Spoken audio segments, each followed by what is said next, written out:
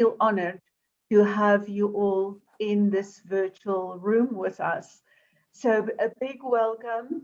There are so many people whom I would love to welcome by name, but I think that could take up quite a bit of time. So thank you so much for being here, and please feel acknowledged. We are very honored that you are sharing this occasion with us. Occasion to share the launch of a book that is really of great importance of the day. So it articulates with many other issues of party politics and of governance. And where these two meet, they often meet in the form of coalitions. And this is the topic of this book. I shall be introducing the details of the book a bit later, just to brief everybody us very succinctly about our program. I shall soon hand over to Professor Msukisi Kobo from Wits School of Governance. We really, as MISPRA, want to acknowledge Wits School of Governance. Thank you very, very much for your coming on board and co-hosting this event. We hope you will be as proud of this book as we are.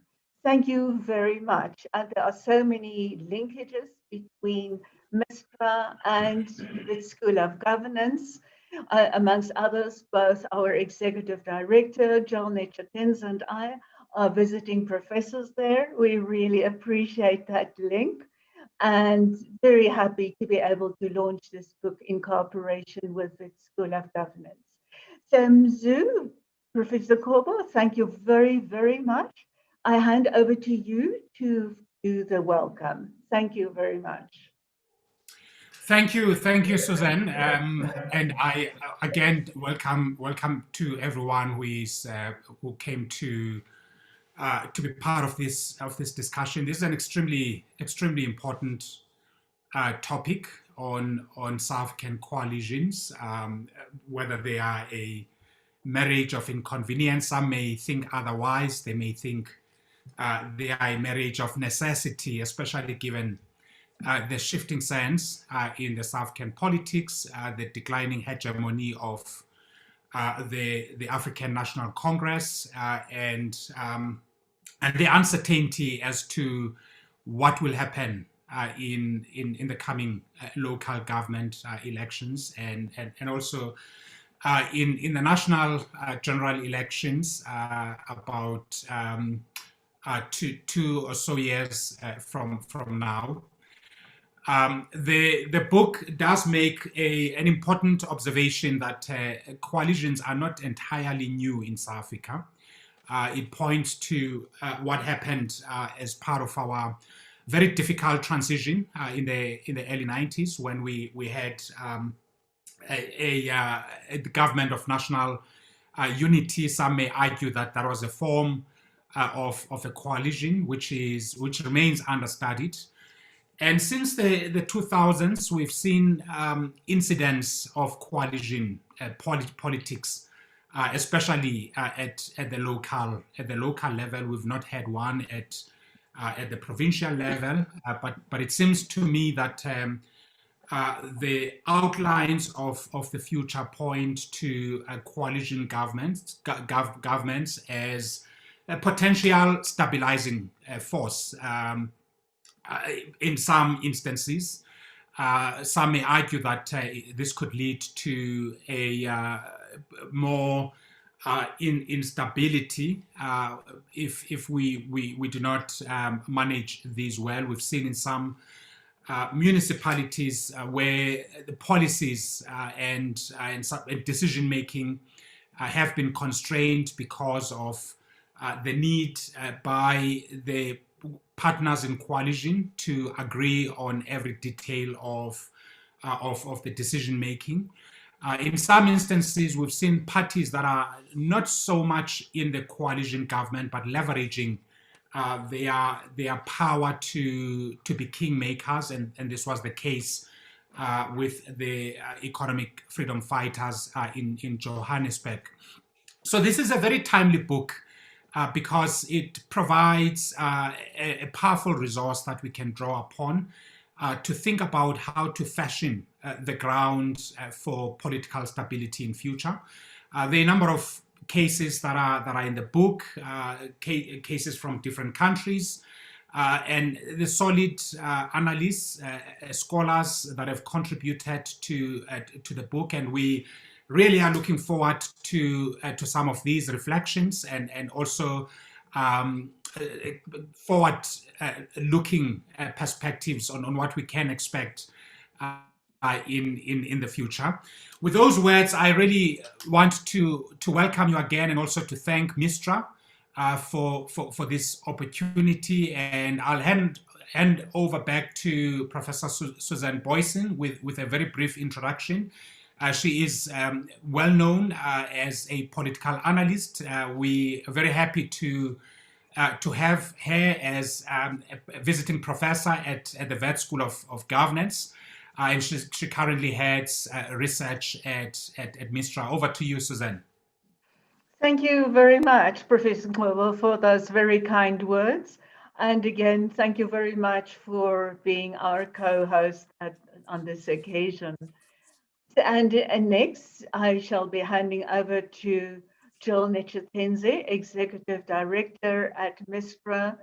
And it is under Jill's leadership that we first conceptualized that this project would be happening on coalitions in South Africa about 4 years ago. And I think that shows the visionary forward thinking of Mistra. And it took a lot of hard work to get it to this point of completing it at a very good time, appropriate time for reflections about the content to be done justice to. And I hand over to Jill Nechatenze. Thank you very much, Jill, for your role, not just in this event today, but also in the overall publication in helping to bring it together. Thank you very much. Over to you for the introduction. Thank you, Suzanne, and Professor Kobo, as well as colleagues at the Wits School of Governance and other friends who have joined us for this launch. Today, the Mapungubwe Institute is launching its 25th book, arising from comprehensive research. The most recent ones, for those who may not be aware, are on African perspectives on the Fourth Industrial Revolution, on arts and national development, and on contested meanings of land in relation to identity and nation formation. I suppose the motivation for this tome, and it is really large, but I do think the motivation is self-evident.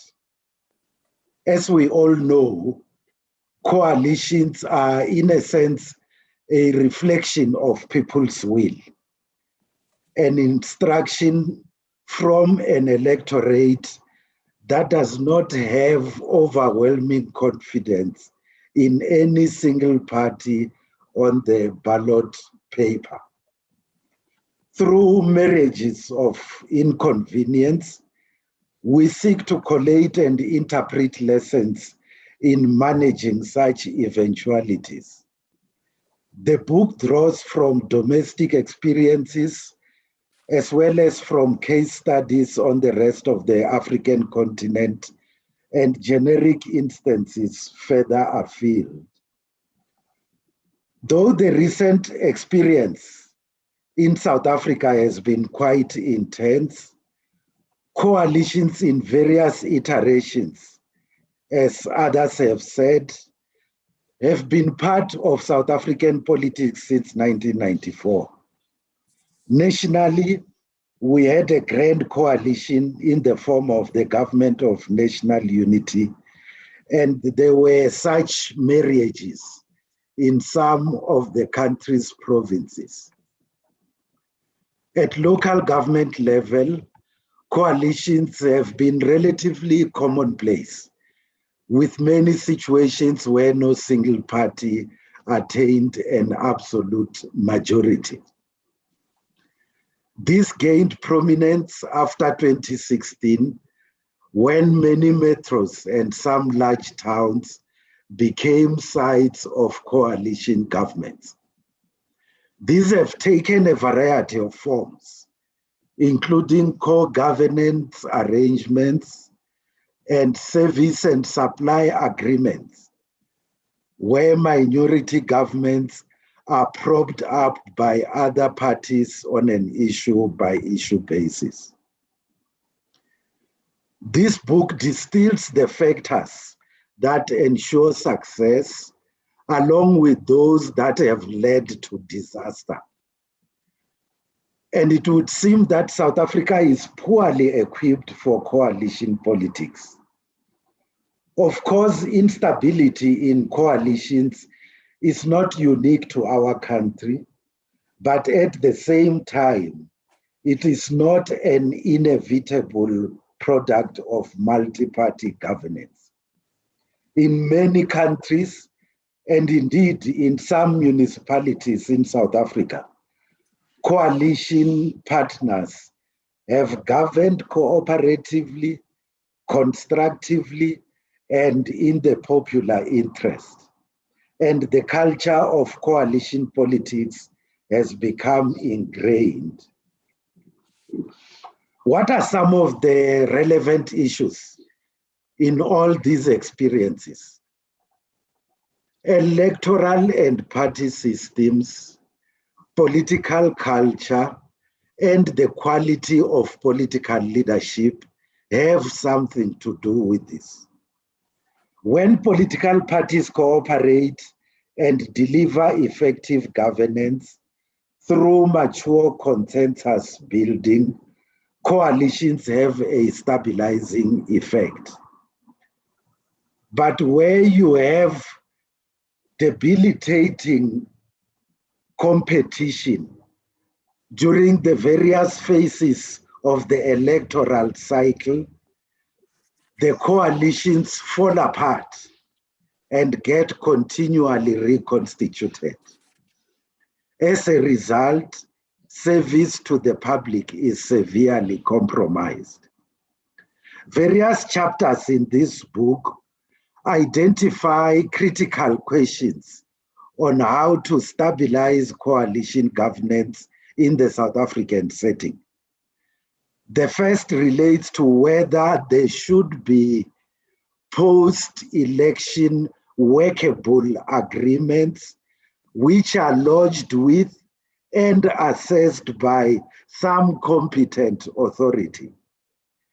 The second is whether at local level, the option of a proportional executive system should become mandatory when a single party or a coalition of parties is unable to attain a stable majority. Thirdly, strict observance of the laws on procurement. I remember. Thirdly, strict observance of the laws on the appointment of bureaucrats and on procurement and other administrative functions is even more crucial under coalition government. But institutional or constitutional and legislative regulations have their limits. You need political maturity. You need sincerity and goodwill among party leaders. And so it may take time and more practical experience for South African politics to mature in this regard. We do hope, as the Mapungubwe Institute, that this book will help to promote rigorous debate and prudent coalition practice in South Africa, inspired above all by the commitment to serve people's economic and social interests. Thank you to the authors and to the teams across the publication value chain, as well as those who continue to support MISTRA even under current difficult circumstances. Thank you very much. Thank you very much, Joel Netenze, Mr. Executive Director. Thank you very much. We appreciate that. Not just a brief overview of much of the aspects that are relevant to the book, but you also got into the very core of this book, and that is that we also do applied research and we distill the lessons that we take from coalition politics in a current not a conjuncture, not just in South Africa, but in Africa and even broader field globally, and bring those lessons to bear in this book. Thank you very much, Joel Netenze. Thank you very much, participants, again, for the newcomers who have joined. The numbers are growing very nicely. Thank you very much. Big welcome to everybody again. And above all, a big welcome, almost all of the authors.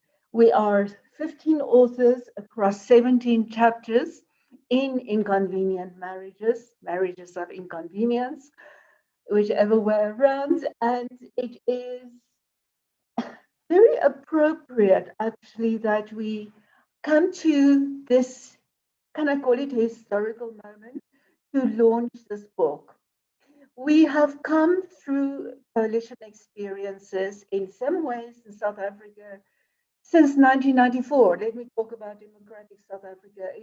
Since 1994, with the grand coalition of that government of national unity, which was actually a very constructive, a unity building type of coalition between several parties.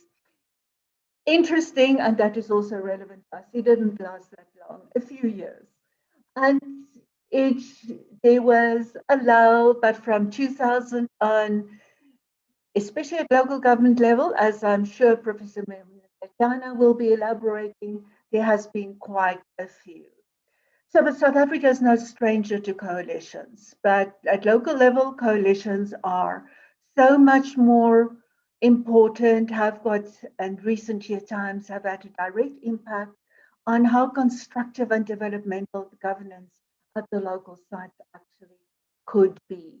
We all know that we are in the run-up, in the early run-up probably, depending on when they will be held of the next round of local government elections in South Africa. It's a chance that those may be postponed for a few months. And that actually also creates a wonderful opportunity for this book. Wonderful not in the sense that we are indeed in the heart, in a dark heart of a third wave of the COVID-19 pandemic in South Africa, which is impacting on the scheduling of our local government elections. But one can also take a benefit out of that, perhaps, in the few extra months that there will possibly be before those elections. Even if they are not, then just condense and fast forward interventions. But consider what has been going wrong. What is the reality of much, not all, but very much of coalition experience in South Africa?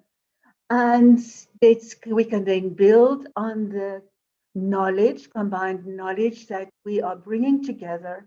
In this book, there are many lessons, there are policy implications, there are policy recommendations. If those are taken on board, even in the short-term run-up to the next round of local government elections, then this book can really be the bridge between the ideal and the practice, which has not always been that good in South Africa. It is not just opinion pieces, not thumbs-suck, not light research that's taken lightly in this book.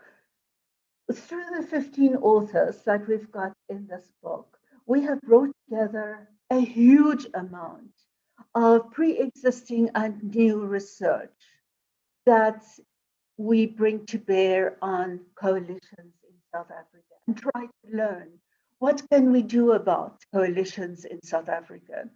The types of research that have been undertaken have ranged from coalition case studies across a widespread spectrum of applications from locally in South Africa, Southern Africa, SADC, like as Kabela Matlosa will also be telling us about in a minute or five, and further afield in Africa, where there are rich coalition experiences, some constructive, some really destructive, to the global context where people like Heidi Brooks, Grant Masterson have been contributing their chapters as well. The case studies beyond that, we have also done a lot of legal and constitutional analysis, like in Theodor Vos and his chapter, and Crispin Alver have been dissecting that interface between the municipal officialdom and the politicians, especially in metropolitan coalition governments, and bring us many of those lessons there. The African applications that we've been studying in depth in this book are in Kenya, Gilbert Kadigala, Malawi, Nandini Patel, and Lesotho, Matamele Kapa, where they bring their detailed in-depth case studies to this research. And then on the local level, we take the range of cases around the local, from the metropolitans, Msebisi on Nelson Mandela Bay, Graham De Bruyne on Tshwane, Bonolo Magale on Johannesburg, the broader range of coalitions in the Western Cape, historically and currently in several municipalities, continuously in a number of municipalities, Sanisha Naidu and Lukona Mguni. Thank you very much. Yours on KwaZulu-Natal, and both these provinces in the Western Cape and KwaZulu-Natal, of course, they have been playing at provincial level a big role in consolidating and bringing different forms of political power over time. And then in a conclusion part of this book, Amusweni Ngoma, my Mistra colleague, and I have been built two chapters. Amu's chapter on that pulls out about 6 other core variables, core phenomena that have a great impact on coalition politics. I then taken in the final chapter elements of scenario analysis. I don't get prescriptive and saying these are the alternative futures, but I invite people through that last chapter to build their own coalition futures for South Africa. We identify the driving forces, the trends, the indicators of coalition practice as it's been manifested, not just in South Africa, but across the continent and globe, and look at what has been going wrong. If we want a better coalition's future, which are the elements that need to be emphasized? And just before I move on and say another 2 or 3, or make another 2 or 3 points about it, if my fellow authors and contributors to this book briefly want to flash on your cameras and other people can scroll down and we can all see a few other faces who have been contributing to this great book. And as you will see from my side, this is, as Joe has mentioned, a big book that we trust it's worth every page that is written in there. Thank you very much. Authors, are you showing your faces there? Thank you very much. Good, and just a point about that. I think it's pretty obvious what has inspired this book. There are other coalition books on coalitions, political coalitions in Africa, in South Africa, pretty good books. They are making, and they are being quoted throughout many of the chapters in our publication here. We certainly draw on that depth of scholarship that has come before us. We also recognize that it is a pretty good time now to take stock and also to bring in new approaches. And to take stock because, especially since 2016, we have been noticing, we have been experiencing heightened coalition experiences in South Africa. We have had a trial run in the country looking at how the culture, what kind of cultures are informing coalition politics, what variables have been impacting on them, political, economic, social, especially political. And as Joel Nechasense also said in his introduction, politics often play a very, very big role in this game of coalitions in South Africa. And obviously, if the dominant party system in South Africa had been continuing unabatedly, as Professor Koba also noted, then there would have been far fewer chances of coalitions emerging as a major form of future government in South Africa.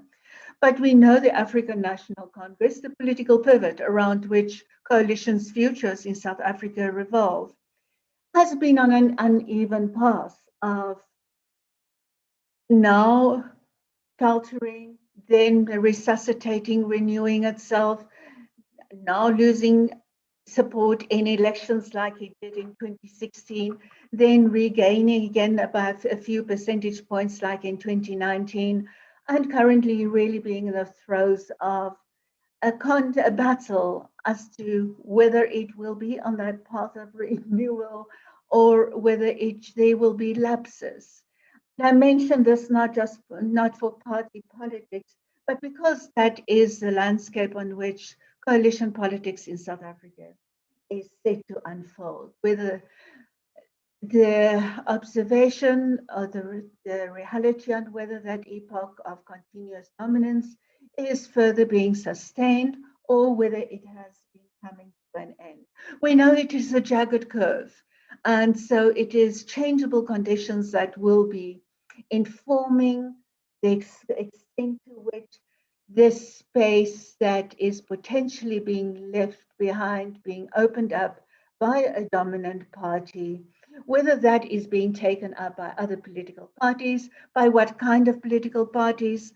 And there, one of the great uncertainties in coalition politics future in South Africa is also revolving around opposition politics. Opposition politics in South Africa is very unstable, often comes across as very weak. Small political parties, micro parties, often are manifesting themselves and getting disproportionate power on the overall political landscape. And we know that that has been one of the banes of coalition politics.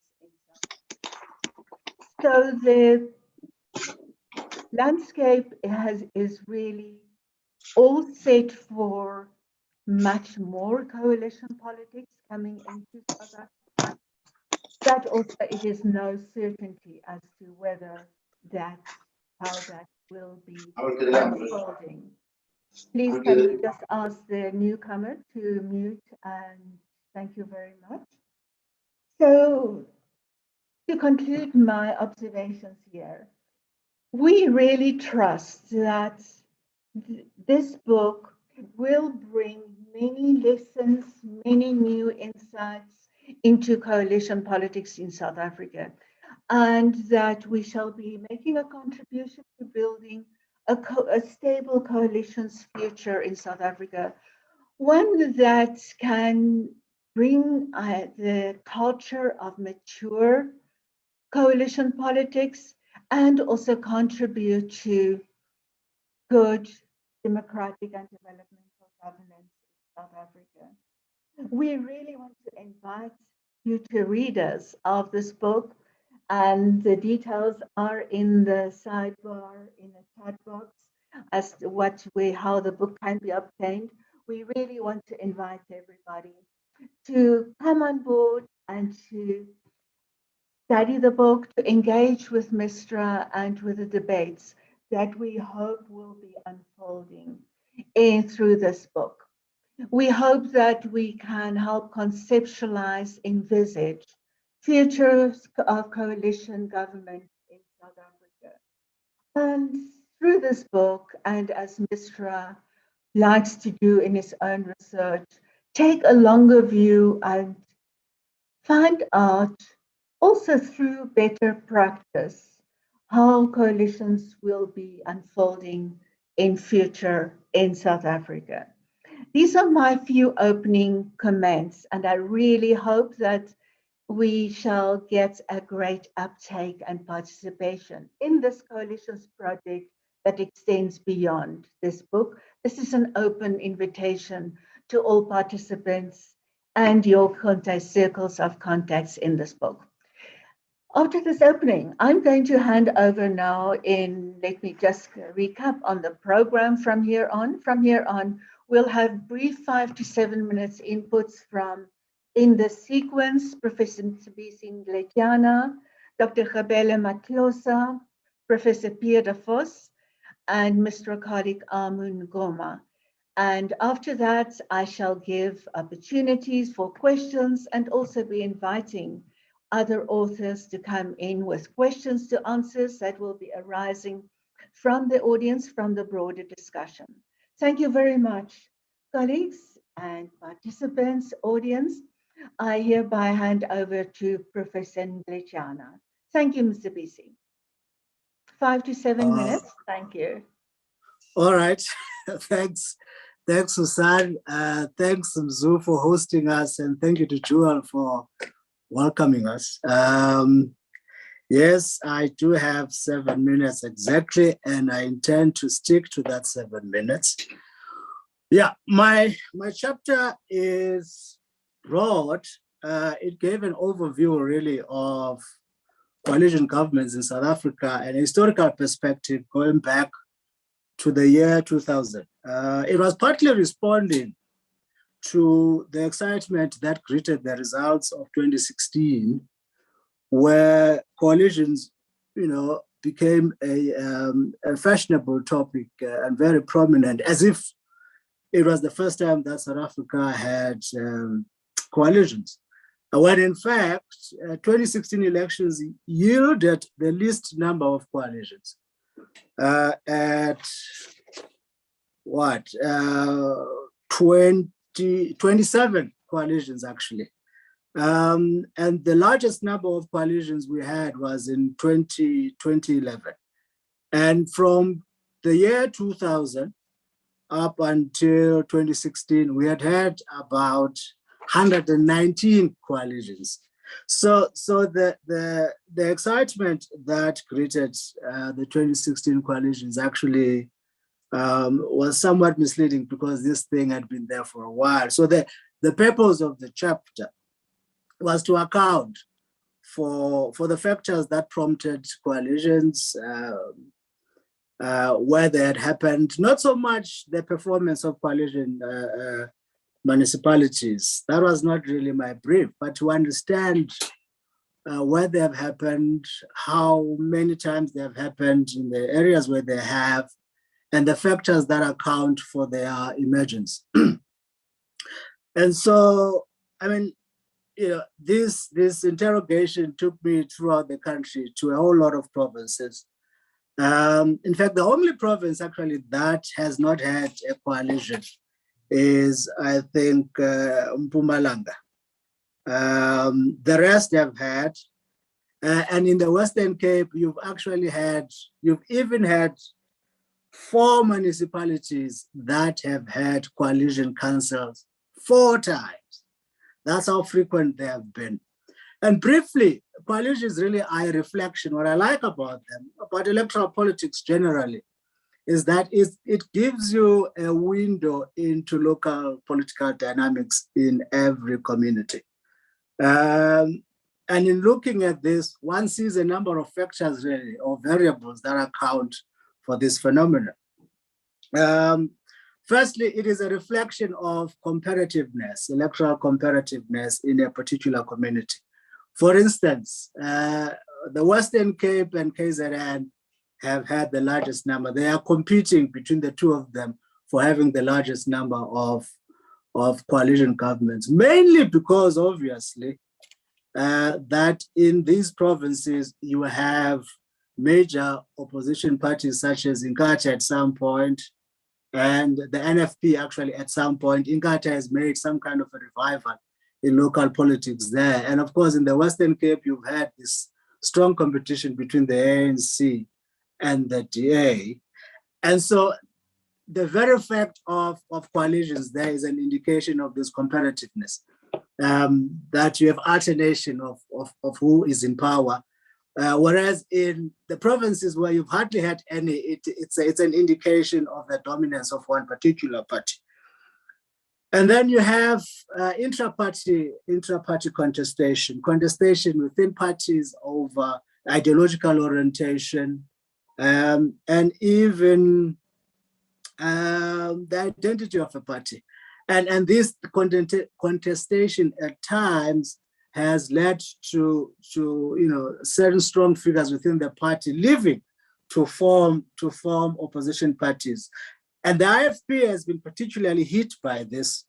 Zibajiani, for instance, left at some point, and him leaving to form Nadeco hit the IFP massively. That was pretty much the beginning of the decline, so to speak, the initial decline of the IFP. And he had left because, he wanted to challenge Kachaptelezi, but the president of the IFP would have none of it, so they kicked him out.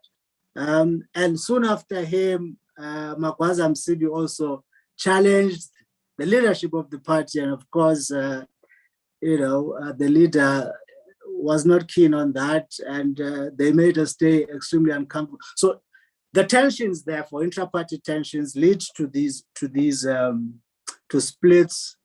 And the other equally important factor, especially in the small towns, coastal towns of the Western Cape, the small impoverished towns, you've heard the emergence of strong figures, for instance,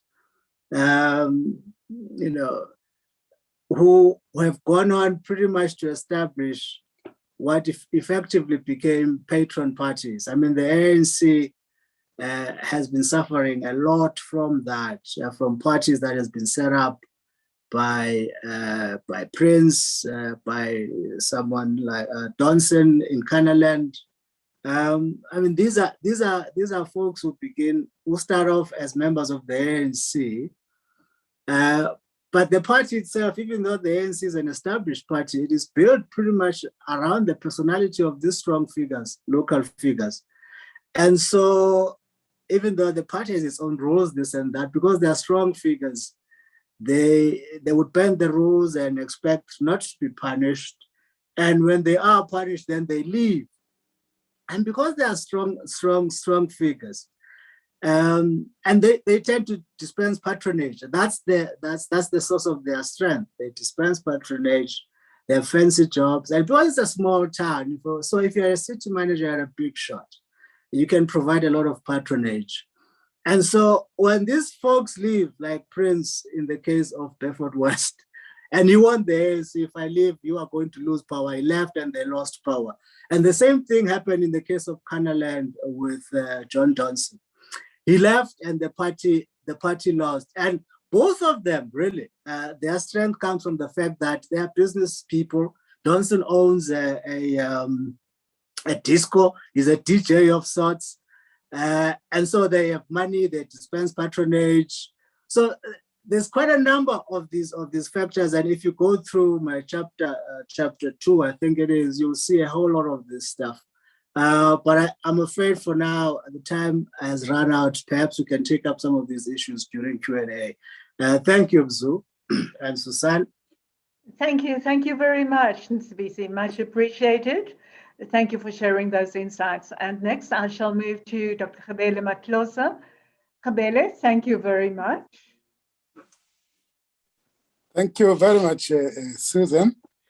And let me appreciate this opportunity to join this important seminar and a very historic moment to launch this important book that you have led us to produce under very tight schedule, I must admit. Thank you for the leadership. I'm going to, because I don't have time, I would like to speak to three things only, three issues that actually emphasize my interest in this project. That's why I joined the team.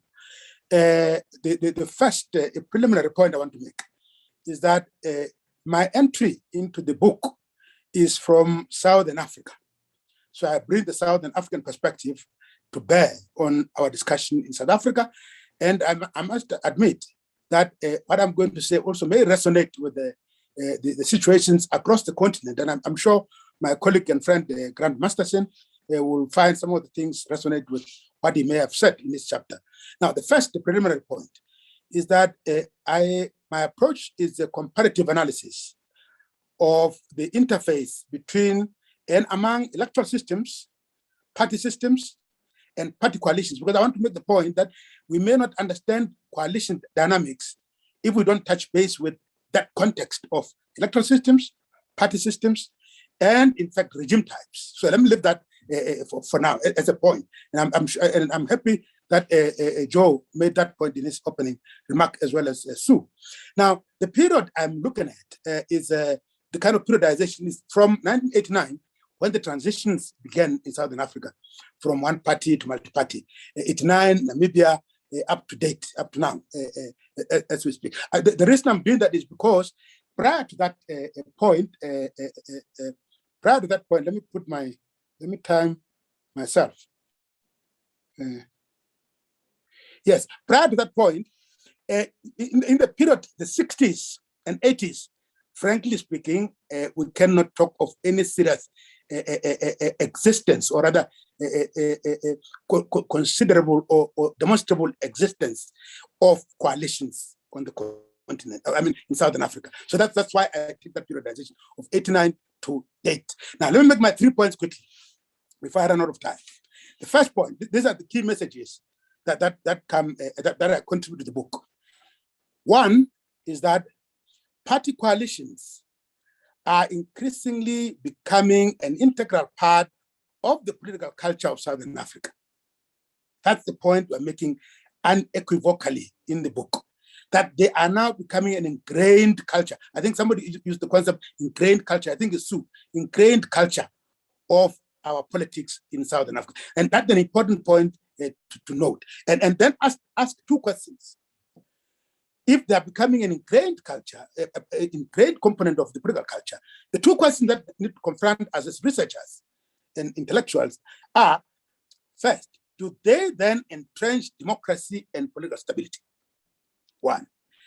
Conversely, do they destabilize the governance system and the peace that is required in the region? And noting that we require both democratic governance and peace for socio-economic development and structural transformation. Therefore, coalitions are important.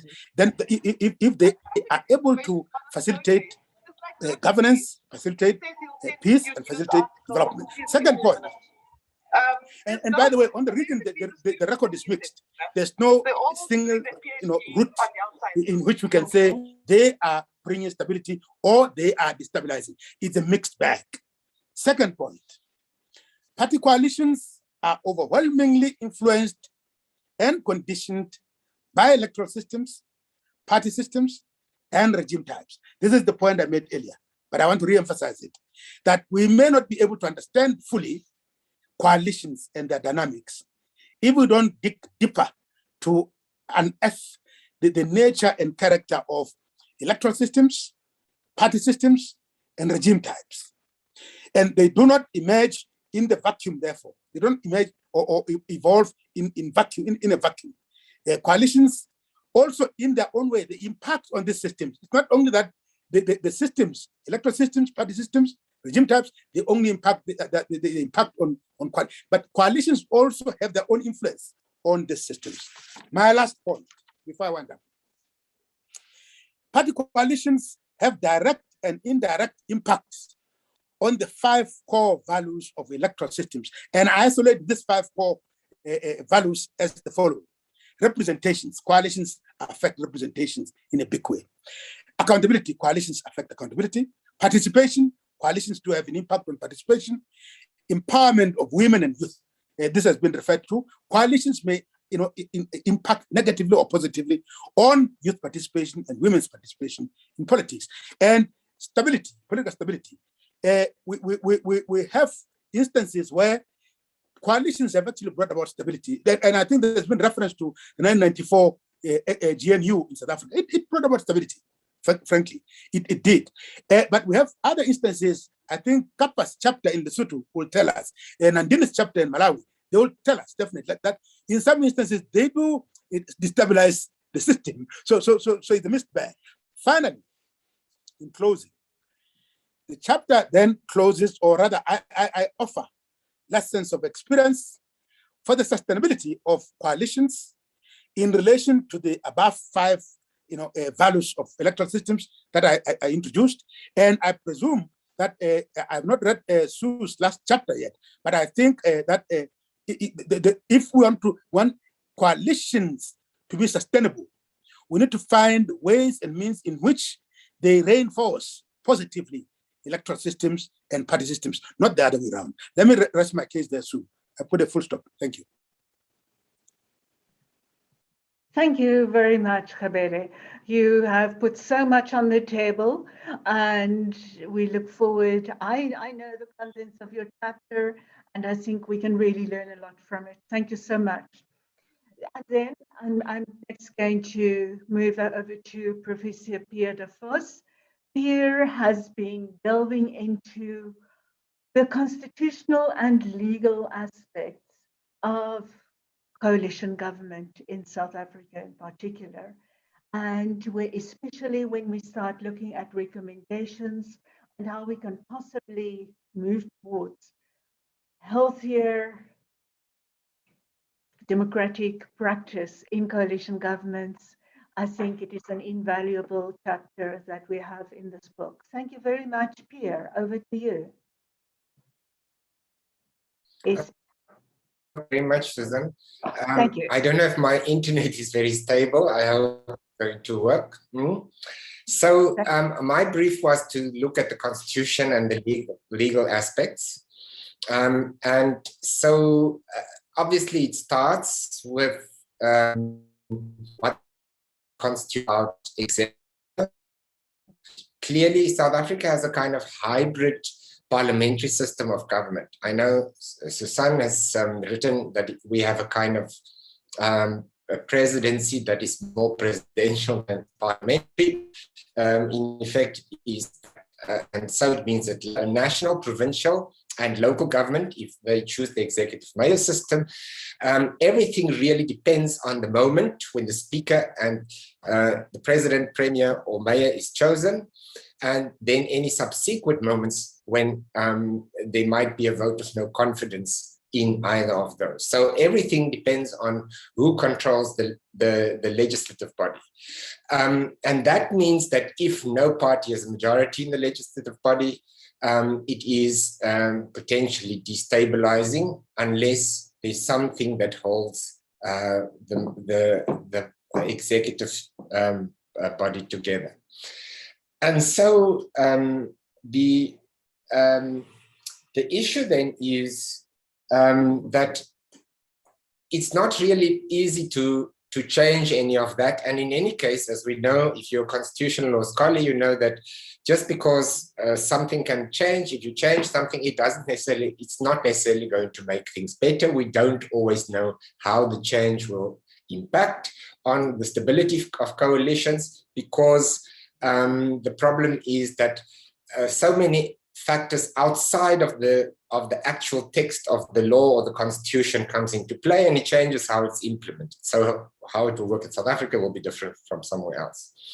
So having said that, and assumed also that politically in South Africa, at the local government level, there's not going to be a lot of appetite to choose for the collective mayoral system, where there's basically power sharing of all parties, and the mayor doesn't really have a lot of power. We're going to go for the executive mayor system, and so there will be a mirror between the three systems. The question is then, is there anything that we can do apart from fixing the politics and fixing the political parties so that they act in the interest of electorate and not in their own interest. And I think at the moment there's probably a little bit more we might be able to do at local government level than at national and provincial level. And that is because at the national and provincial level, it's a constitutional creation. One would have to change constitution. And as I've said, many of these possible amendments probably won't make a difference. At the local government level, there are specific issues. One of the issues that really makes it more difficult for coalition to be stable is that, unlike in the national and provincial level, if no mayor is elected, or if there's disagreement about the election of a speaker and a mayor, there's no provision to say, you have to do this within a certain period after the election or after a vacancy occurred in that position, unlike at national and provincial level, where it must happen within 30 days. Otherwise, if it doesn't, then there has to be a new election. At local government level, it can go on and on, which it did in Botswana in 2018, where for about 2 months, I think more than 2 months, there was no speaker, and then for a while also and not a mayor. So that can easily be changed because that is contained in legislation. The legislation can be amended and it can impose at least that little bit of discipline to ensure that the Botswana matter is not repeated. So that's one thing. The second thing that might bedevils what happens at the local level is that there's section 139 of the Constitution, which says the provincial executive can place a municipality or metro under administration for a 90-day period. Once again, in the Botswana matter, the High Court challenged the decision from the provincial government to do so in Botswana, and that was successful because these powers, of course, can be used not necessarily only for what they are provided for in the Constitution. There will be politics at play, and if one party controls the metro and the other party controls the province, the temptations will be there. If we're going to amend the Constitution, maybe we want to think about whether that provision cannot be made clearer, because it's not that clear under what circumstances this can happen. Many of the other problems is not really it's not really a constitutional or legal design problem. I think it has to do, as I've said, with other factors. And the biggest lacuna, I think, which I argue in my chapter that we might look at, is that the Constitution doesn't really say anything about coalitions except how must the head of the executive and the speaker be chosen and how can they be removed. And so I speculate that maybe providing for another level where the parties who come together in a coalition, if it is a coalition, must table a formal coalition agreement, an agreement that regulates how the parties will resolve disputes, and so provides a certain kind of structure. Of course, that, once again, the law cannot fix the politics, so that will work better if there's at least some willingness of the parties to work together. And then the idea is that formal agreement will have to be tabled. If in the absence of it, the coalition government cannot proceed. But of course, we know from the 2016 local government elections, many of these so-called coalitions were not really coalitions. They were minority governments with sort of support from in some of the municipalities from the EFF, and that would then require not a coalition agreement, but a supply and agreement where the minority parties or the parties who are not formally in government agrees and in certain way what kind of support they will give, what votes will they guarantee they will support the majority, well, the minority government on, votes of no confidence, first votes for the mayor and the speaker, votes of no confidence, budget, and then leaves the rest open. And once again, they have to then be submitted to somebody.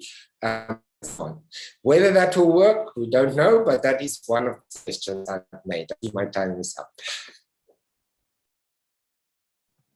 Thank you very much, Pierre. That was great to hear some of the different recommendations and possible areas where change can be effected as they emerge specifically from your chapter.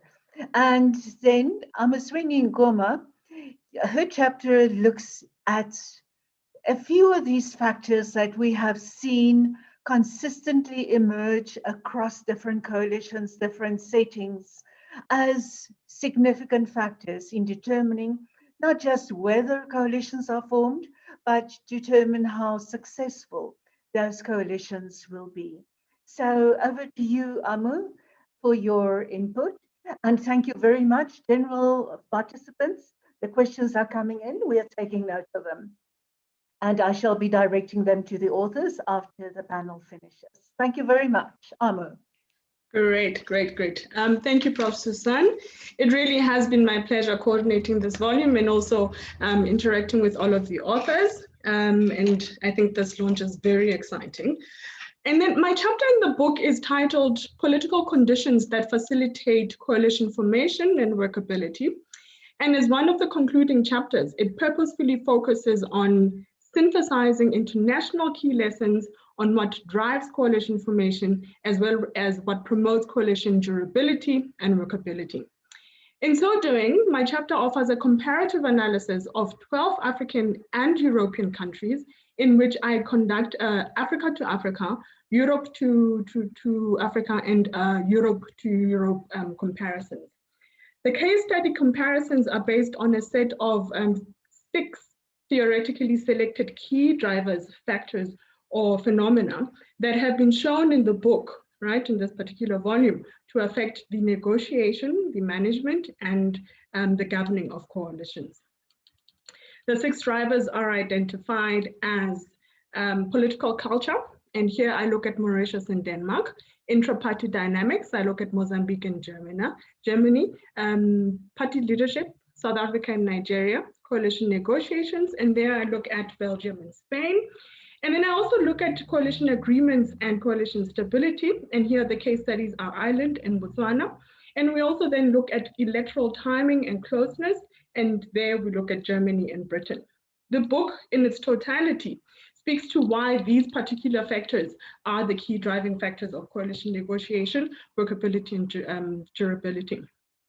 So based on these key drivers, what can we learn about the political conditions that facilitate coalition formation and workability? And I share some of these, just selecting a little bit of the case studies that I've already mentioned.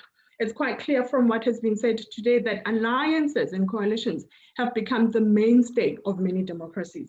And given this particular global circumstance, it is important for countries and political parties to understand what works and what doesn't. So in terms of the intersection of political culture and coalition formation and durability, the Mauritian case is informative, and it is also very unique because the country has been governed by coalitions since independence in 1968. Denmark also has a very long-standing history of coalitions. And we learn from the Mauritius case study that over time, junior coalition partners can eventually become senior partners in coalitions.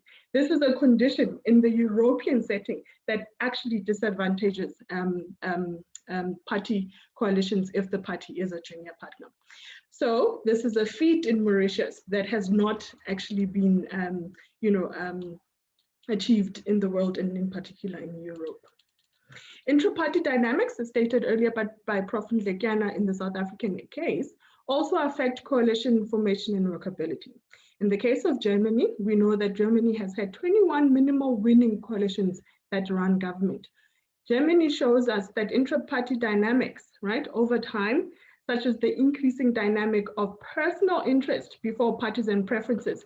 A particular factor that has been mentioned by all speakers today can really disrupt the workability and durability of coalitions, so that what you have is rolling negotiations and necessarily rolling new coalitions that are formed. Again, within Africa, the Nigerian case is very important. And here we look at the capacity of political parties to actually form pre-electoral alliances that kind of disrupt or destabilize a dominant party system. But we have also come to understand in the Nigerian case that this has been compromised by weak political parties that are either structurally defective or just operationally fragile.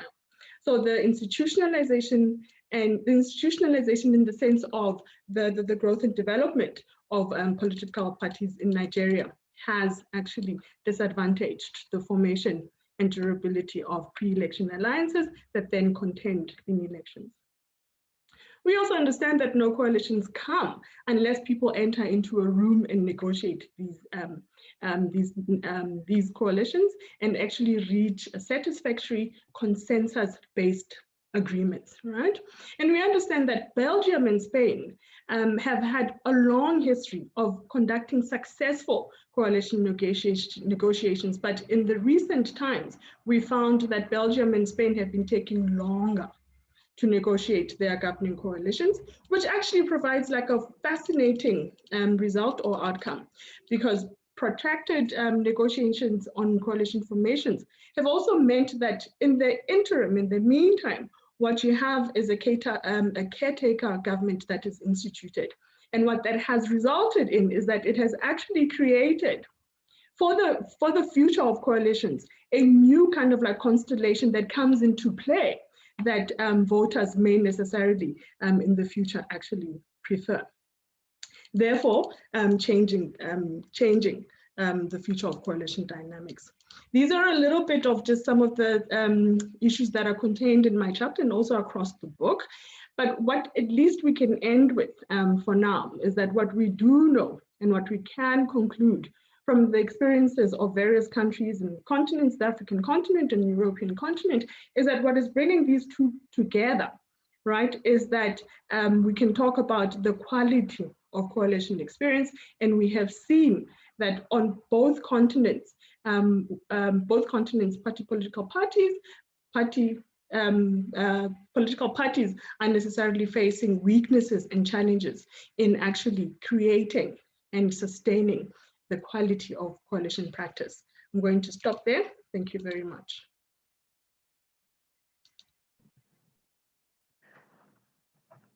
Thank you very much, Amu. And colleagues, thank you very much again to the whole panel. The questions have been coming in, and I am now declaring the floor formally open.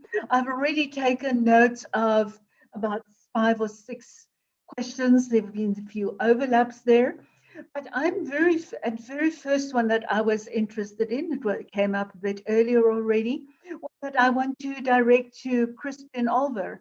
Crispin, if you are here, thank you very much.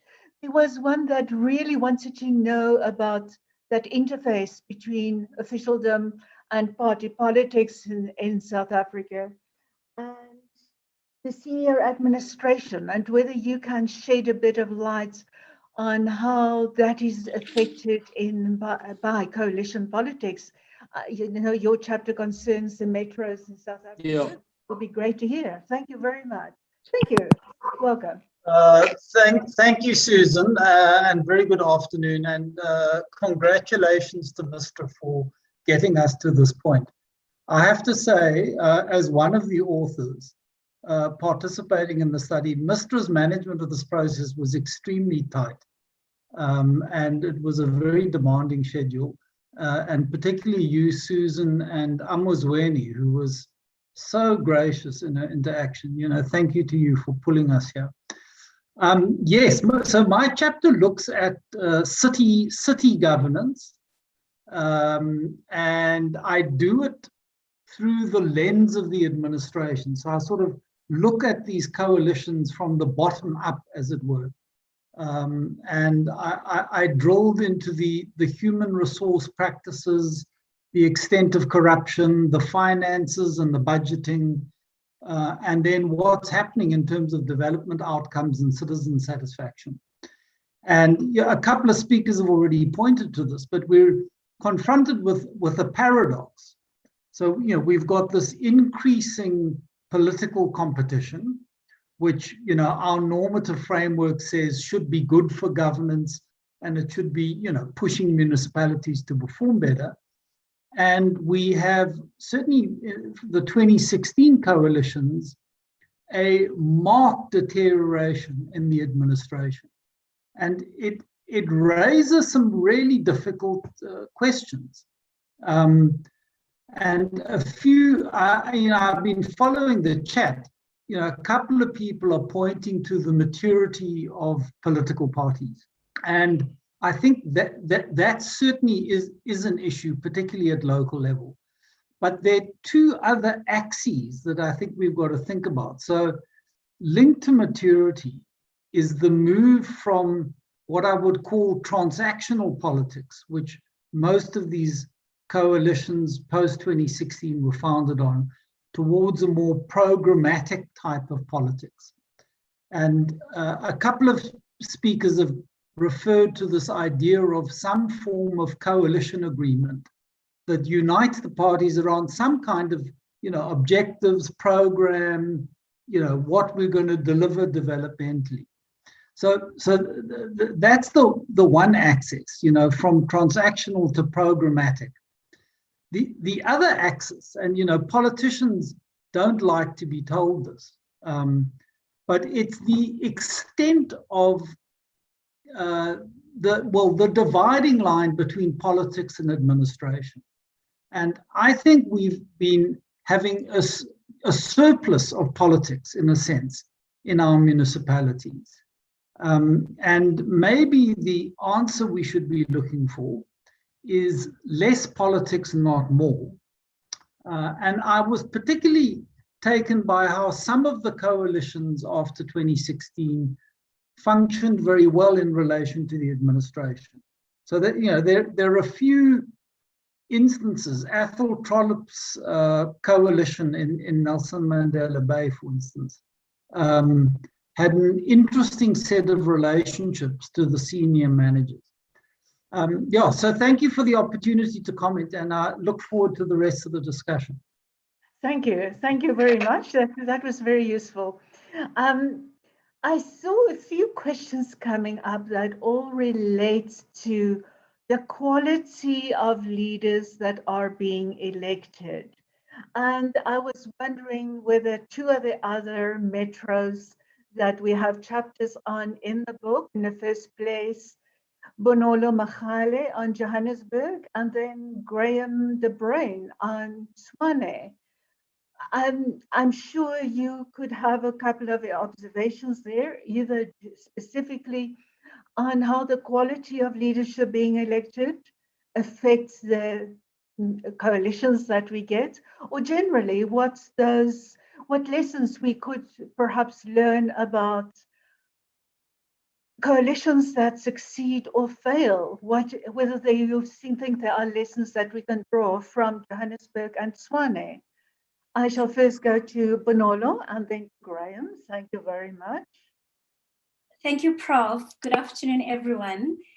So I will reflect on Herman Mashaba in particular, and then just one of the lessons that I think we can take out of the city of Johannesburg. I think we can all agree that coalition governments are a very difficult art to master, and political parties will need to create a very good administrative and political climate of stability to govern. And the city of Johannesburg was no exception. In particular, I think one of the lessons that we can take from the city of Johannesburg which eventually led to the collapse of the coalition, would be the failure to compromise, particularly on ideological differences and policies. we saw ideological differences and the absence of willingness by the political parties to compromise as an indication of competitive power play. And like I said, it eventually led to the collapse of this arrangement. And I must add, though, that this unwillingness to compromise was truer for the EFF than it was for the smaller parties. The queen maker position that the EFF held underpinned the ultimate collapse of the coalition. I remember when I was doing my research, I spoke to one of the councillors who was a member of the EFF, and he said to me, they will stick to their core principles and aren't willing to compromise, even if it means bringing down the coalition.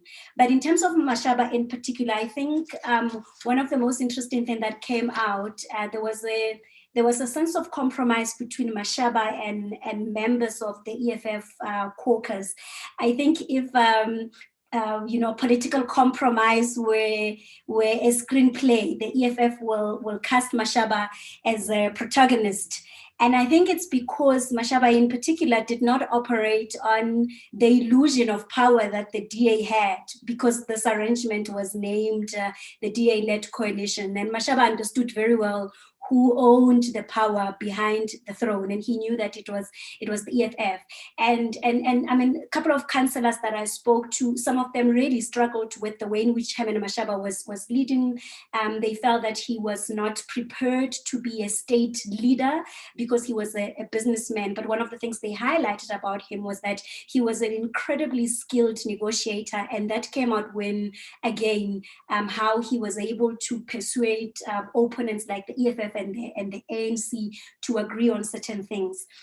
And just lastly, one of the lessons we can learn from the city of Johannesburg in particular was the lack of formal and comprehensive coalition agreement to codify basic policy principles that members would adopt. Of course, with an assumption that such an agreement would have been adhered to. And I imagine that such an agreement would have forced party members to collaborate, would have forced party members to compromise party ideals for the sake of service delivery. And I must say that there was a dispute resolution mechanism, but of course in practice it had proved to be very ineffective, failing to bring inter-party agreement and cohesion. So I think if we are to think of the future of coalition governments in South Africa, particularly on municipal level, we may need to think about very clear system of power sharing and very clear, coalition guiding principle. And of course, I imagine in the city of Johannesburg, the rationale behind this formation was to unseat the ANC. And I think, and I say this respectfully, I think that the members of these different parties operated they were naive to think that their shared goal to unseat the ANC was enough to sustain the coalition in times of dispute, but it proved to have been very superficial, because when a moment came for them to reach a few compromises and navigate the complexities of this forced arrangement, they failed. Thank you, Prof. I'll end there. Prof, from my side, thank you very much. Thank you. Much appreciated. Hi, Graham. Yes, Hi, Graham. And besides these issues, I know your chapter also touched on external political intervention by another layer of actors. So you could refer to that as well. Thank you. You're welcome. So colleagues, so for me, it's this thing about, so the way I framed the chapter on Tshwane was that we should consider it within the complexities of almost like a life cycle thinking, that these different factors, leadership, governance, electoral systems, as Kabela was mentioned, the constitutionality, etc. My thing is, I hold a very positive view of the impact of the role of political leadership, especially under Solly Msimanga.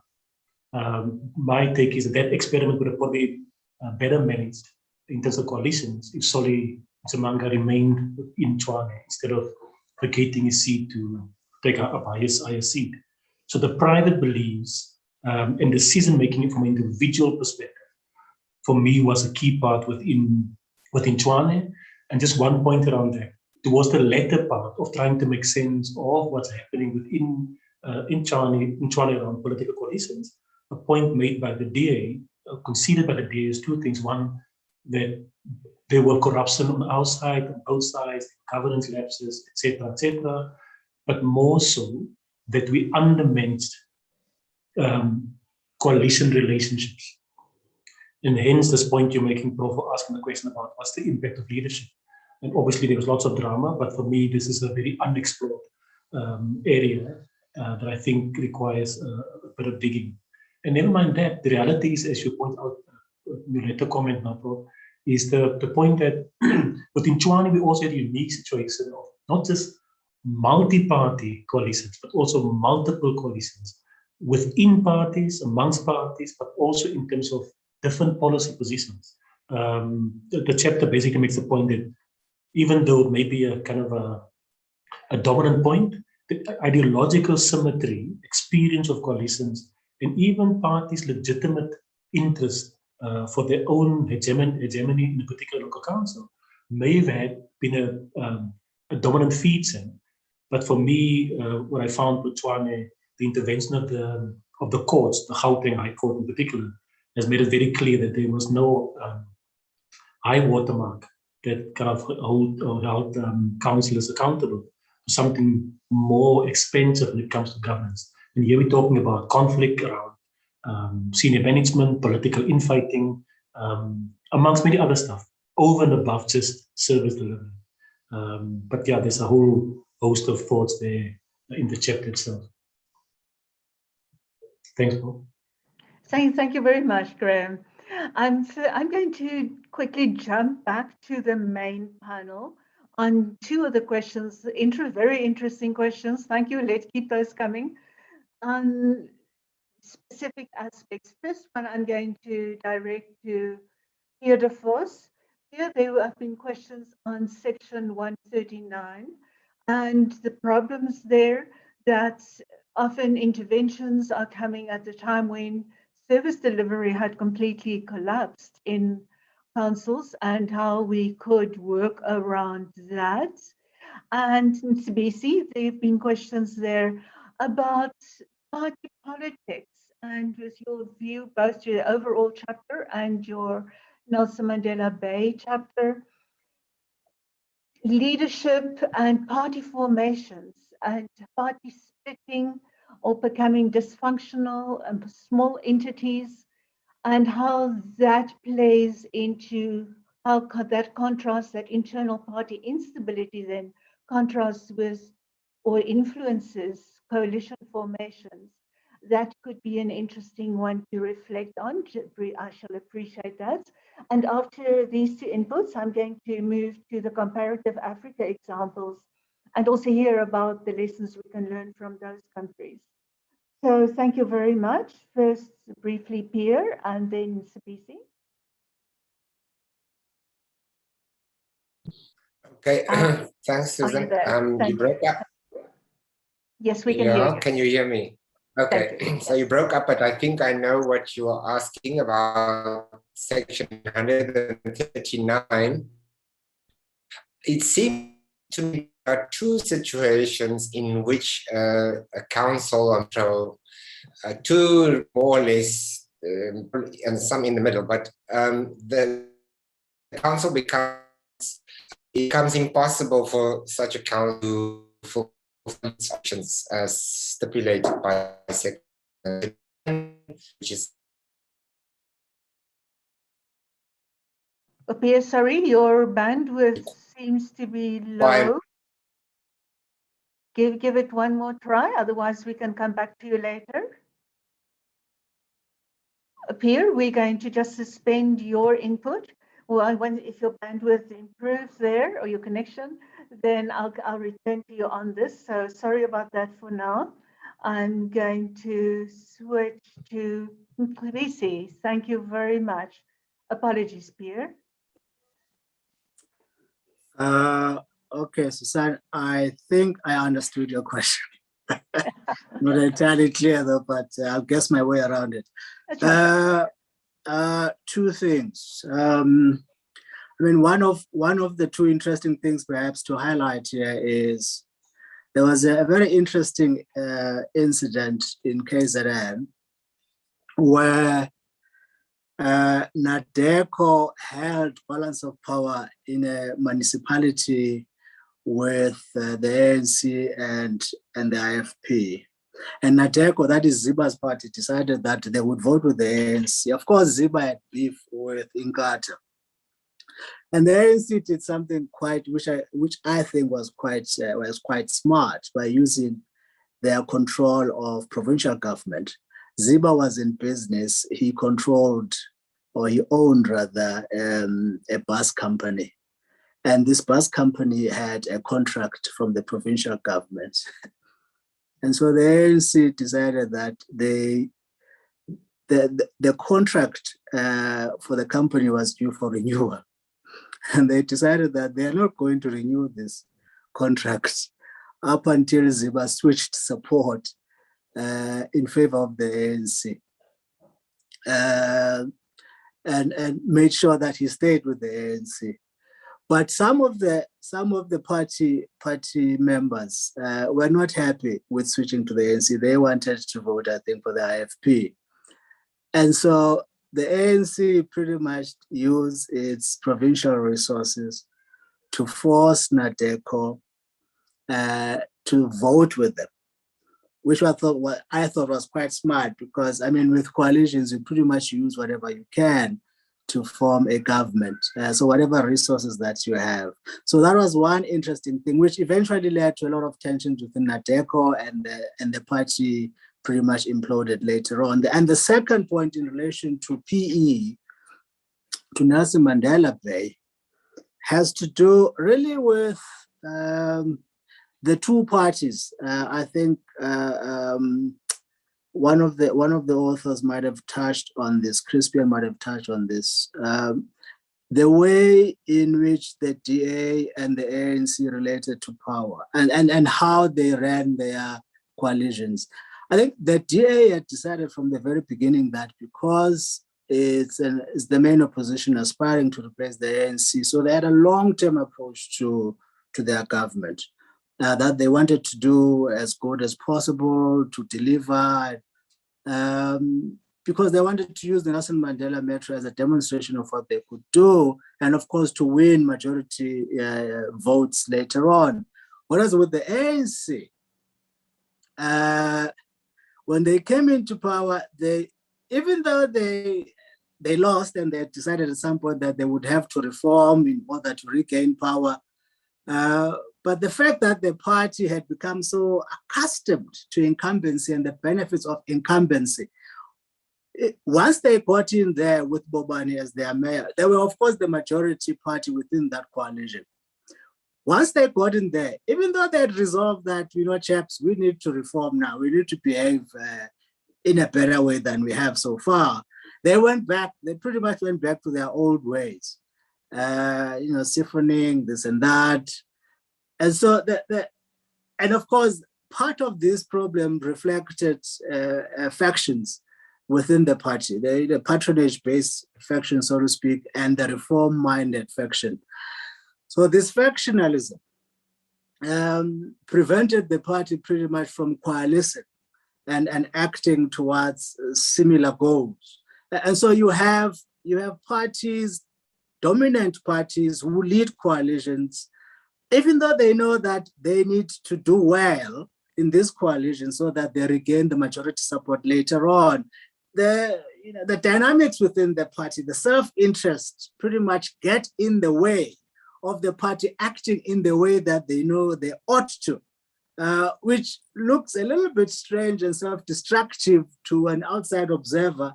But it's quite interesting how these dynamics within parties take a life of their own, and those who are involved can pretty much rationalize them, because to them, their factions, they are fighting each other, and they know that their stay in council is pretty much short-lived, that they might leave, they might be kicked out of council very soon. So their priority is to amass as much patronage, as much wealth as possible to save as a nest for the time when they're kicked out.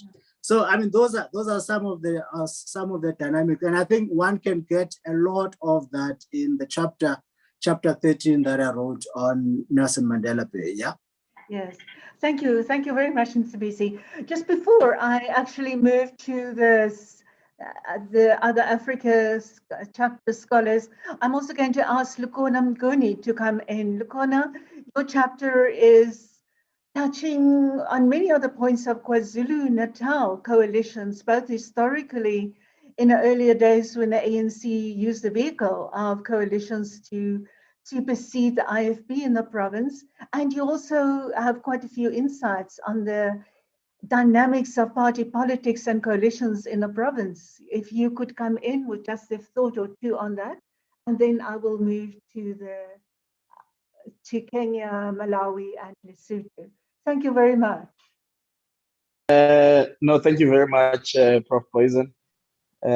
Yeah, KZN is quite an interesting case study because there have always been coalitions there, and the provincial government has always been coalition-led, at least until 2006, from 1994. It seems as if it's easier for coalitions to work in agreements at a higher level, and by that I mean one of our speakers started talking about the government of national unity here in South Africa. So the IFP was part of that because the interim constitution was quite clear that those who get 10 seats and above can become part of the government of national unity. We know that the constitution was adopted in 1996, but the IFP continued right up until 2004. But what becomes interesting is that when the ANC and the IFP no longer are in coalition at a national level, it starts giving, some problems at a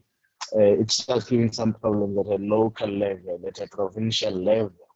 And the ANC, as it does what I call consolidation in KZN as the years go by, it increases its prospects within the province and consolidates its power. Eventually, then those in the ANC feel that they've gained enough political clout in the province and doing various things through the MEC positions, provincial ministerial positions that they held, particularly the Minister of Transport for transport in the province. And, he really uses that position to popularize the ANC, to grow its patronage networks, and get to win over some people into the ANC from the IFP and from other sectors of society. So they build what I call a network within the ANC using those MEC Ndebele and Zuma in 1994. This grew to about 4-5 in subsequent years as the balance of forces changes. So KZN is quite interesting if you want to learn about coalitions, because there have always been coalitions at a provincial level. So what Mqadisi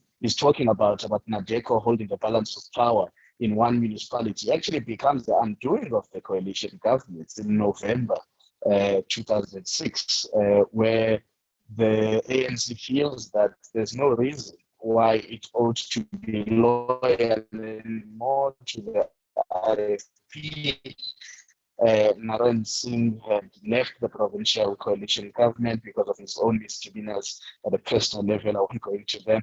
And then the subsequent 2 other IFP MECs get dismissed by Ndebele, who had now become premier of the province. And then the ANC goes into a coalition government with the minority front to hold on to power with a majority in KZN. So as we see evolution of coalitions, Prof. Susanna, I know you're about to say about stuff, but as we see evolution of coalitions in KZN, it teaches us about the multi-layered of political interest and how important it is when you've got a hierarchical, multifold interests at a national, provincial, and local level. And once you cease to have interests at a higher structure, and then the local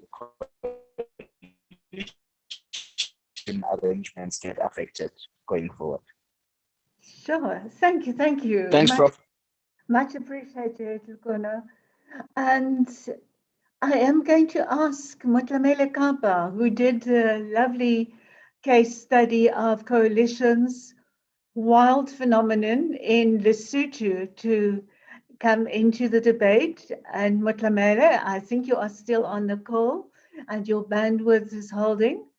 And I want to link your input to so one of the questions emerging here, and that is about the maturity of leaders and political parties in South Africa, but then also in Lesotho, and how bartering, for example, supersedes considerations of good, sound governance. And I'm sure you have an idea or two on how things have been panning out in Lesotho, and what lessons we could possibly learn from that. Motlamele, are you on the call? I hope you have not dropped. Thank you very much, Susan. Thank you. Good afternoon, everyone. I also want to take the opportunity to have been offered a chance to participate in this important project. Reflecting on Lesotho's coalitions, I should maybe make very quick points that it is a new phenomenon in Lesotho's politics. It came as a result of the quest to find lasting political stability in a country that has been characterized by political instability, sometimes very violent. And that led to some reforms, constitutional and electoral reforms, which led to the establishment of the new electoral system. And it is the result of that electoral system that has led to the first coalition government in 2012, since no party was able to win sufficient seats to form a government alone. I should emphasize that since that time, the country has had 3 elections within one electoral period, as it were, or term, which is 5 years. We have had 3 elections, and that shows how unstable the coalitions have been here, and political instability, which had been the main preoccupation, has been elusive, and it remains elusive even now, as it is. Susan has asked a specific question about coalitions and good governance in Lesotho. They have unfortunately not been able to lead to good governance generally.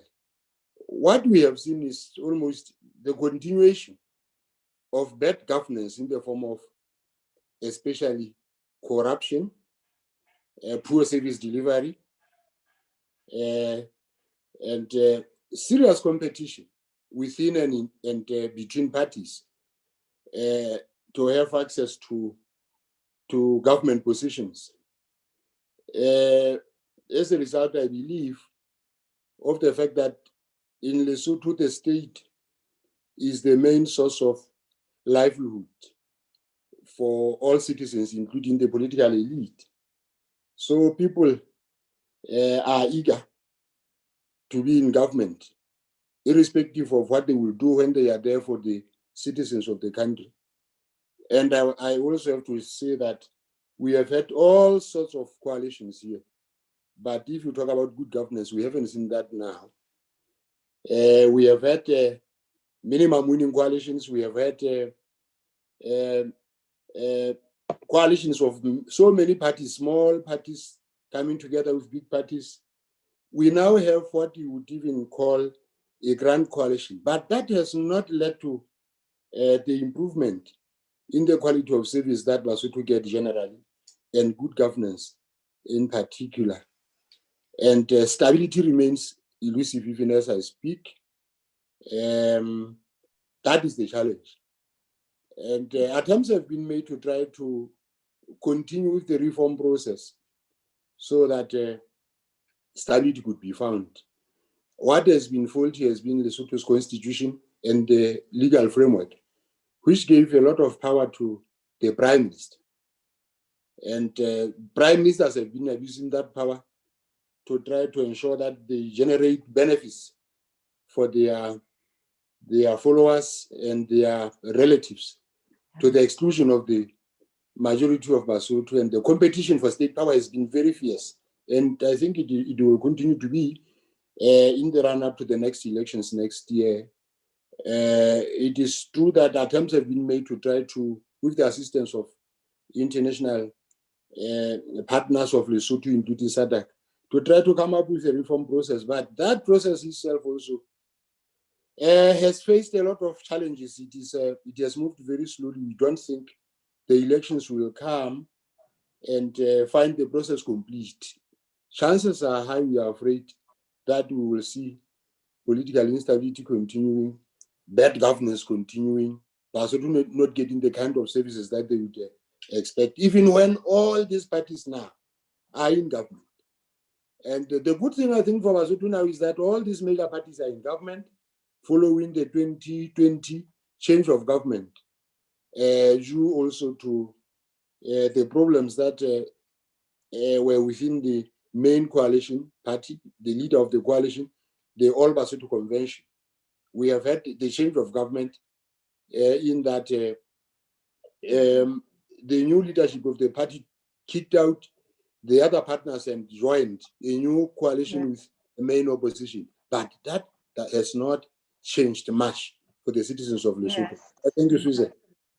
Thank you. Thank you very much, Mr. for sharing those experiences with us. And I am not sure at this stage whether Gilbert Kadigala on Kenya and Nandini Patel on Malawi are on the line. If you are, please just announce yourself while I'm speaking. That will be fine. And I am just going to ask Khabele Matlosa. Khabele, a question a little while ago was whether you could just explain a bit more, reflect on that interface between party systems and coalitions, or stability of coalitions when they occur. It would be nice to get just another thought or two from you on that. And then I am going to return to Pierre de Vos. And Pierre, will just to give you a chance to complete your previous thoughts. Hopefully your connection is more stable by then. So first, Khabele Matlosa. Yes. Yes, so the question is the interface between party systems and coalitions? Yes, yes. Yes, yes, yes. It's a good question, pertinent one, because when I started, I said the reason why the period chosen as from the late 80s up to now was precisely because prior to that period, in the 60s, 70s, 80s, the dominant party model or party system in the region was the one party mainly. The one party either is a de facto one party system or de jure one party system. De facto is the one that is not provided for by the constitution or legal frameworks, but it just exists, which is what we had in this country, in Lesotho, for example, between 1970 and 1986. That was the de facto one party. But we had a de jure one party in other situations like Zambia, for example. So we can see the link that under the one party, frankly, there was no culture of coalitions. Let me put it that way. So there's a link there. But the moment the party system opened with the transitions of the late 80s and late 90s across the region of Southern Africa, then we began to see coalitions. And you've been talking, for example, about the GNU, the Government of National Unity, that that was part of the the demise of the apartheid system in South Africa. So you can see immediately the party system opened to multi-partyism, coalitions then begin to thrive. But then we have, in the region, we have three types of party systems across the region. We have the dominant party system, South Africa, Botswana, Namibia, Mozambique, Angola. These are dominant party systems. But we have seen coalitions happening in those settings. And then we have also have we don't have the two-party system. We don't have we do have multi-party systems. And in Mauritius, for example, in Malawi, in Lesotho, you would have these multi-party systems. So coalitions are thriving, or rather, they exist in those countries as well. So there is a link between coalitions and multi-partyism. But the only country that is, this is my last point, the only country where we don't have the parties is Eswatini. So that's the no-party system now. And there really there's nothing we can talk about. But there are interesting developments now with the popular uprisings. We don't know what this will lead to. Will that open up the system of multipartyism? We'll wait and see. Yes, indeed. Thank you, Rabele. Can I ask with Pierre whether you can activate and we can see whether you can finish your point? Yes, I hope it works better now. That sounds better now. Thank you so much. Okay. So I was saying that with these Section 139 situations, sometimes the reason is directly and immediately linked to the problem of not one party winning the majority of seats in the council, like happened in Tswane. And so the problem there was that the parties that were not the DA, the other parties, the ANC and the EFF, they couldn't agree on who to support for a mayor or a speaker. They didn't want to. So what they did, they just didn't arrive at the council meeting. So they basically, it was impossible for anyone to elect any office bearers because there was no quorum. And so everything came to a standstill because they couldn't elect a mayor and a speaker. So that is one situation. And I think by amending the Municipal Systems and Structures Act and so on, and imposing a deadline for doing that within 30 days, that would probably fix that problem to some extent.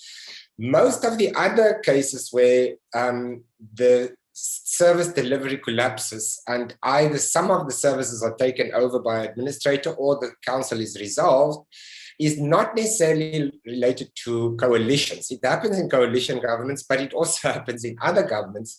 And the problem there is it's very difficult to know what to do. One can make these interventions, but if it comes from the province and the province itself is not very strong on its management, it might not help. What our courts have now done in extraordinary cases, which I was really shocked to see because I'm not sure how that could be squared with what's in the constitution, they just handed over some of the activities of the municipal councils to ratepayers groups, provision of water and so on.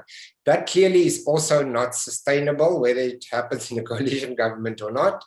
And the law, the legislation, the constitutional architecture cannot really fix that systemic problems in those types of municipalities. It seems to me something much more in the realm of the political realm will have to give for that to be fixed. Thanks.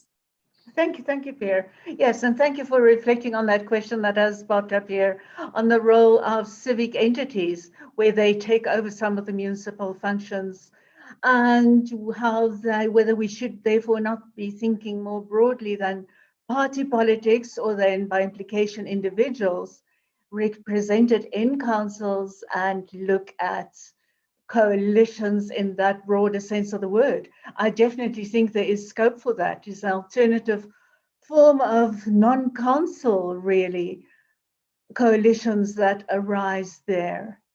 And so one of the themes that cut across a few of the questions that we've seen here also relate to the exact rent seeking and extraction of benefits that drive so many other coalitions. I was wondering if Grant Masterson, Grant, you did an overview chapter of several African case studies, and the rent seeking seemed featured very strongly in there. Grant, if you are still on the line, could you perhaps just reflect on that and think of how that impacts on South Africa or resonates in a South African experience? I don't think Grant is coming on now. I shall check whether he's still available for in a minute, because we are going to start winding up pretty soon. Amu, I was wondering whether you could also reflect. A few of the questions have been generally referred to coalition agreements and their sustainability and enforceability, and whether parties can actually be relied on to stay in those coalition agreements. We see in some of the cases, for example, in Europe, coalitions there, that they have been very stable. But in South Africa, perhaps it had to do with the form that they took, that they weren't always that formalized, for example, where the EFF was involved. But in a few other cases too, that they are really traded and thrown in and out. But Amu, have you got any suggestions on, is it possible to stabilize that? Oh, okay. Yes, thanks, Prof. I think Bonolo made an important point when she was referring to the city of Johannesburg, stating that not many, there weren't many of the coalition agreements weren't necessarily coded, right? But what we do know in terms of like the European examples is that they do follow, right, the practice of coming up and encoding their consensus around their coalition in an agreement. But the important thing to also note there is that those agreements necessarily perform or act like an MOU, right? A memorandum of understanding, and not necessarily always enforceable, perhaps, right? So it still remains to the political parties, their leaders, to actually adhere to the letter of those agreements, to uphold those. But they do, function as a good kind of like coalition practice tool that kind of like manages and manages to stabilize coalitions, particularly in many of those European countries. Closer to home, Botswana has a more I would say, is more of a successful case study, right? And this is a successful case study in the absence of other case studies. So you have Botswana, that Botswana political parties that were able to disrupt, right, a dominant party by actually coming together and encoding their pre-electoral alliances in a coalition agreement. And we see that after their, I think it was 2019-2020 elections, they have subsequently also come back again to form a pre-electoral alliance in the run-up to the 2022 kind of like local government elections, right? Where they have come together and actually formulated also another MOU, right, about how it is that they're going to kind of form an alliance and also cohere for contestation in the upcoming elections. The important thing, that in the spirit, that the important note that they make, that the Botswana case actually shows, is that they really value the separation of coalition practice and how they relate with each other as political parties, and including the media, right? And having the media play out in their coalition or alliance agreement. So that coalition MOU specifically states that the first order of conflict resolution must be amongst the political parties and never with the media. Thank you, Amr. Thank you very much for that. And I was wondering, since also Sanusha Naidu, your connection has been restored, And you wrote the chapter on the Western Cape, and there are quite a few coalitions and have been over time in the Western Cape. And how do you see it? There've also been some questions about it, Oudtshoorn, for example, and some new coalitions that now have been seeing better governance and possibly accountability. Factors that have been stabilizing and destabilizing coalitions in the Western Cape? Thanks, Sanusha. Thank you, Susan, and I apologize for the bad connection. But I think you're right. I think the Western Cape is quite an interesting case study of coalition building. But at the same time, how does these coalitions go forward, whether it is in the metro, which is quite an interesting, for me, it was quite interesting in researching the chapter and looking at the stability of coalitions in the metro. I think the microcosm of the Western Cape in the early period after 94 is a reflection of the broader political questions, ideology, challenges of political identity, and how those played itself out in the Western Cape. So you had the whole issue around the Nationalist Party, the New Nationalist Party, sitting in a government of national unity at the national level. But in the Western Cape, its ideology was much more around how to tap into minorities and how to play the role of the ideological bent in terms of the minorities and securing that, whether it was through the civil service, whether it was in terms of minority voters and minority communities and so forth. And then the DA coming in and trying to, and then of course the NNP going into this into the Western Cape, really with a very, very, very important kind of traction, but then starts to see that traction evaporate because as it's moving forward, the national question is also challenging it, and it goes through these ebbs and flows with regard to how different periods in our political landscape after 94 affects the traction and the push and pull factors. And so the stability of the Western Cape becomes almost interesting in a microcosm of the broader political questions in terms of the race class debates and the minority questions, and how do you secure that, and how do you actually deal with a majority government and a majoritarianism in terms of a democracy. I think where we are now, and so just to go back a little bit more, where we see the DA also realize that going into a coalition with the NNP at the time as it transitioned in its own identity was also about how to pick up on the vulnerability of the party and where those vulnerabilities were identified. And I think to a large extent, it's very important now to think about how much the Western Cape has changed in terms of coalition building. So for me, the metro is stable, but maybe not in the way that the DA would like to embed its footprint. But I think when you go onto these outlying areas where a lot of the community, civic organizations, etc., started to play key roles in terms of being kingmakers or being coalition partners. It was about the community, what the community saw as civic organizations, but were they the ones that were stabilizing it, or were you going into a coalition because what was the intention of the coalition? Was it to really bend and build and knuckle down a kind of coalition governance, or was it really about political power and votes and based on the identity of a pushback? And right now in the Western Cape, in the city of Cape Town, just 30 seconds if I may, in the city of Cape Town, I see posters around in the area that I live where the DA has now gone back to a kind of very interesting message. Keep Cape Town DA. That's the message. And it's quite interesting, the kind of dynamics that produces. And I'm wondering to what extent we would actually have to look at three dimensions.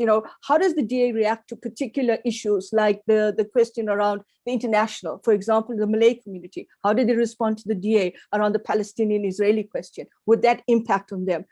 Black communities, how would they respond to the DA? Because it hasn't been very easy in the last 3 years, particularly after in terms of COVID and the current issues around socioeconomic challenges. And then, of course, it's the question of those that want to keep the kind of isolation of the province as a kind of, this is okay because things work in this province, but not really for everybody. So you've got these competing ideological bents in the province. It'll be very interesting to track it in the local government election of whether the DA makes a bigger mark or it seems to see its voting kind of taking a bit of an ebb and flow. Thank you, Sanusha, much appreciated. makes great sense there. And yes, every colleagues or fellow authors and audience, the crowd out there, I think we are close to time running out for us.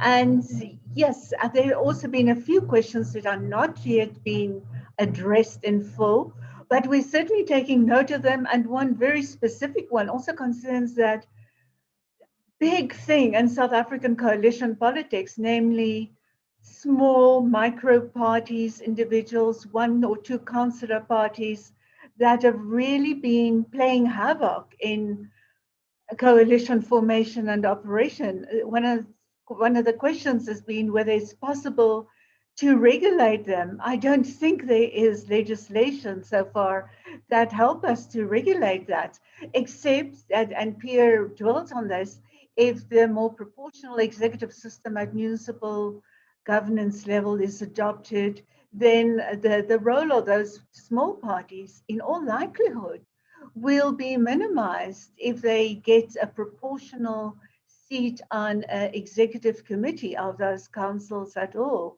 But so far, it is not ruled out. But should there be a change of that kind of system, yes, certainly that is a possibility that their role will be diminishing, which in my personal opinion will be great because they have really been punching way above any representational weight that they have.